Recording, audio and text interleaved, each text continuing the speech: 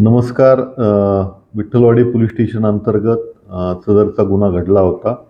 यामध्ये दिनांक 22/8/2025 रोजी सदरच्या आरोपीने या रिक्षामधील इतर सहप्रवाशांना चाकूचा धाक दाखवून लुटले होते. त्यांचे जवळपास 21,000 रुपये त्यांनी ओढून नेले होते. त्या अनुषंगाने विठ्ठलवाडी पोलीस स्टेशनचे तपास पथकातील अधिकारी कर्मचारी तपास करत होते. गोपनीय माहिती आणि तांत्रिक विश्लेषणाच्या अनुषंगाने त्यांनी सदर जो अनोळखी आरोपी होता त्याची ओळख पटवली आणि त्याला आज रोजी गुन्ह्यात अटक केलेली आहे.